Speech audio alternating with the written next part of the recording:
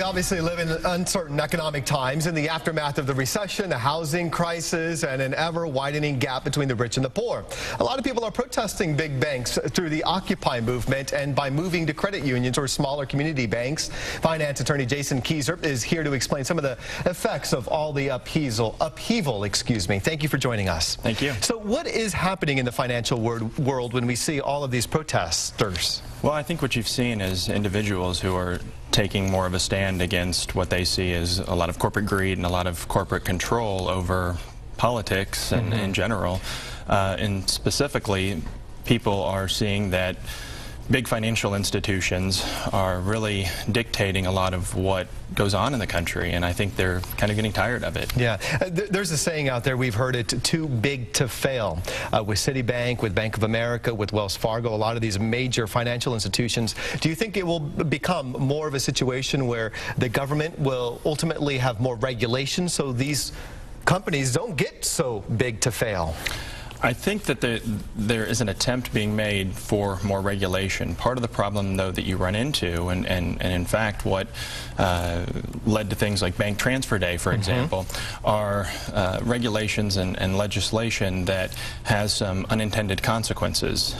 For example, with the Bank Transfer Day, a lot of it was the result of the Durbin Amendment to the Dodd-Frank financial reform, which was supposed to benefit consumers. Sure.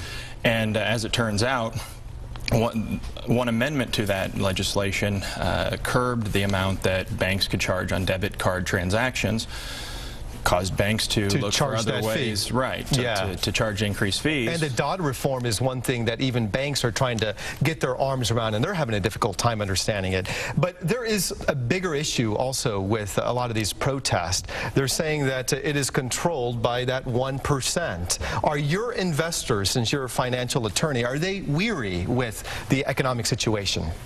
I think that they are, and I think that they're becoming more and more wary or more cautious. I think that your general public investor in general has seen the impact recently and twice in the last 10-15 years where Wall Street is pushing certain investments that may or may not be in their best interest, and they're also not disclosing all the information that they probably should be in order to allow investors to make educated decisions. And do you think finally that the Occupy protest will grow, or do you think we've seen the height of it? It's hard to say. I mean, I think that there's been a lot of action to try to curb it, and I think that there are a lot of people in power who would like to see it curbed. So it's hard to say. That being said, it does seem like there's more Occupy movements that are arising in different areas. So I think it could be something that could potentially spread to your smaller cities, maybe not, and not be so significant in some of the larger areas. All right. Jason, thanks for joining us. Thank you. We appreciate it. And we'll be right back, everyone. Stay tuned.